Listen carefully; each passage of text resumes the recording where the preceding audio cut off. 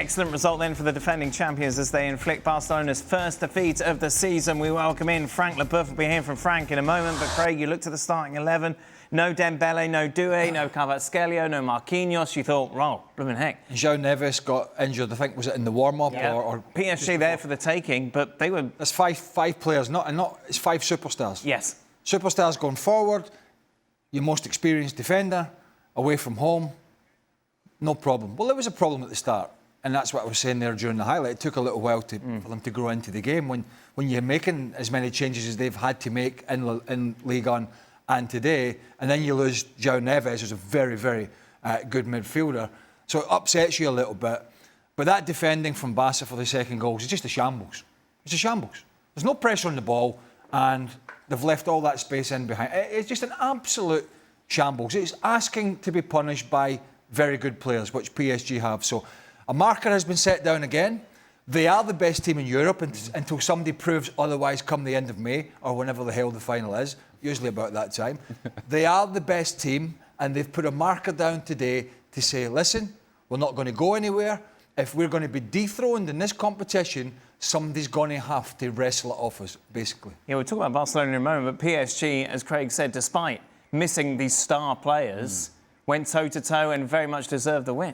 And so instead of focusing on the players that were not there, and we know they're big names and we know they're superstars, focus on the guys that were on the field. And you look at a kid like Mayulu that takes the goal so well in the manner in which he did. The level of activity of Barcola, who just keeps going on the left, on the right, down the middle, on the right, on the left, down the middle. And he just continues to be a threat getting in behind. Hakimi, when he joins in the attack, he is able to exploit that high line of Barcelona better than anybody else because he's coming from a deeper position already. So when you play him a through ball, he's coming from a deeper position, stays on side, and breaks everything open for PSG. Vitinha, although he turned the ball over for the goal of Barcelona, the rest of the game really controlled the pace of the match through the midfield. Fabian Ruiz always solid in what he does through the midfield as well. And then I have to mention Nuno Mendes. When you were looking for something different from PSG in the first half, when they were struggling, the first 30 minutes were very difficult for PSG. Nuno Mendes went on that run that broke Barcelona down the middle. He ends up getting fouled. Some would argue maybe potentially a red card for Frankie de Jong. I think the yellow card was enough. But regardless, that run just gave PSG a different type of life. And it was from that kind of run that they get the goal as well, in which Nuno Mendes takes over the ball, finds Mayulu, he scores, and the game changed dramatically. PSG, without all those guys, regardless of who those guys are, they had a plan, they executed that plan after 30 minutes. Again, I must stress, the first 30 minutes were all Barcelona, but after those first 30 minutes, and they seem like the team in control of the match at Barcelona against all the toys, against all the superstars. PSG better than Barcelona. And credit to Luis Enrique, Frank, that you've got the personnel to come in and play the sort of football which has made you so successful over the last few months. Yeah, I wasn't expecting that. I mean, knowing that you had so many absences and Paris lost the Classique last weekend, you know, I was really worried for the PSG team. But what they showed today, it's absolutely a statement. And Luis Enrique can be proud of his tactic, of his personnel, his individuals, and the depth that he has in his bench. And it's been proven today by the excellency of the young players and the way they work. But it all goes to, and I agree with Ali, by one guy, Nuno Mendes. Nuno Mendes was not really there the first 25 minutes, and we saw Lamine Yamal. And then he switched off Lamine Yamal. He did exactly what he had to do to make sure with one ball that he got back from Lamine Yamal. And then we saw him on the De Jong yellow card, which I agree with Ali was a little bit more orange one than the yellow one. But after the second acceleration that he made and giving the ball to Mayulu was the beginning of the PSG domination. Except that, like maybe 3-4 minutes second half, Paris Saint-Germain deserved to win that game easily. That was amazing. I was a little bit scared by the end because they couldn't convert what they were doing and scoring a goal. And I say, well, at one point, Barca is going to come back and score the goal and win accidentally that game. But Paris Saint-Germain, nothing to say. They did what they had to do, and with the 5 absences, out of to Luis Enrique. Perfect plans, perfect tactic. Well done, guys. Well, it wouldn't have mattered, would it? Both teams are going to go through. But No, both teams are going to go through. But I think the problem, and I think this is actually more of a statement, obviously, from Barcelona regarding negative play. Yeah, I think that's my. If I'm a Barcelona fan, it's a big issue because I've seen it coming this season. I might be top of the table, I might be undefeated, but so many times in these games that we've seen in La Liga, they've opened the door for opposition. And when you come up against a proper team like PSG, they're going to take advantage. Yeah, and that's where I was going. It's not really going to be bigger picture making a huge difference to these two teams in this huge league table that we're going to roll out maybe at some point. I think it's getting prepared next week. Getting prepared for the next round of the Champions League because that's very exciting. Yeah. The next round. It's a marker and a learning curve of where you are. And as Frank said, they lost against Marseille. They've had all these injuries. You know, they're still the strongest team by far. But for Barcelona, although they've had a good start to the season in terms of results, you could argue, and I don't think it's up for much argument, the defending's been much worse than last year. Now, we talked about this the other day. Martinez gone to Saudi Arabia. Martinez was an organiser. He was a voice. He shepherded the back four. Wasn't the quickest, wasn't the biggest, wasn't the strongest, but was certainly the most experienced of those players. And the players that he's tried to bring in and to do that role, Eric Garcia's been there, Araujo, Christensen, Kubarsi, who was Martinez's partner last year, they're not really leaders of the back four in terms of squeezing up as a unit. And that's where they have the problem.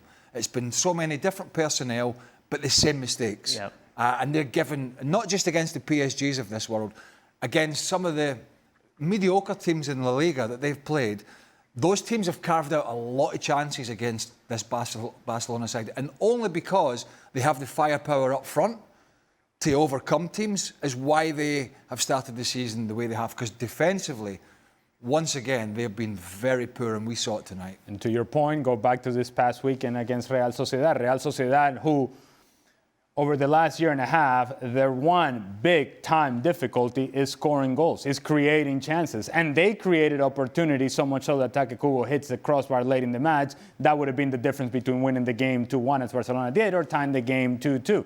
That's Real Sociedad with all their difficulties. This is PSG. Even though they have these guys injured, they still have an element that really troubles Barcelona, and that is the element of speed and the element of timing your runs. And I mentioned Hakimi and how from a deeper position he can time his run, how Barcola just can flat out outrun people. And so what I don't understand from Barcelona's perspective and Hansi Flick's perspective is, look, you have your philosophy of playing with this high line. Okay, this is who you are. Fine. This is how we're going to live. Fine. But learn. Learn from the experiences of last year. Learn from playing against better opposition and how that better opposition actually exploited that high line. Learn that you need to have pressure on the ball. Learn that in the first goal, for example, I have no idea what Eric Garcia was. We focus on Jules Koundé being late, chasing back. We focus on Kubarsi and not being able to cut out the pass to Mayulu. But Eric Garcia, the other center back, was almost holding hands with Hansi Flick on the sidelines. How do you get yourself in such position in which you're nowhere to be found as a center back? And those are things that I'm singling out Eric Garcia in that specific circumstance. But these are things that are happening all too regular.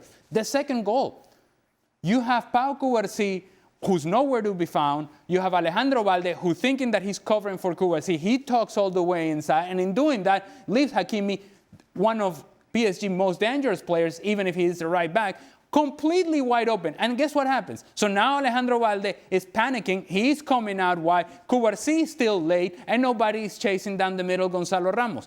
It happens too much, too often for Barcelona, and it's something that by now should have been addressed. There should have been lessons from last season that should have been learned by this season, and it hasn't happened. They're going to continue to get exploited by better teams, better position, and teams that have speed in the attack. Frank, you were a defender. Yeah, no, that's kind of a group of kamikaze for me. Everything they try, it's like, okay, we go for it, and if we die, it's okay. That doesn't work like that. I mean, you have to to try to cover each other. You really have to talk. You need to an option 2. And yet, if it works, because you want a high pressure against the opponent, you have to know if it doesn't work, especially against Paris Saint-Germain, we know how to handle the ball, keep it and go from left to right. They were doing that already in the first half, where very quickly they were going from right to left to make sure they were creating problems and issues to the Barca defense. But when you see it doesn't work, maybe get a little bit more conservative.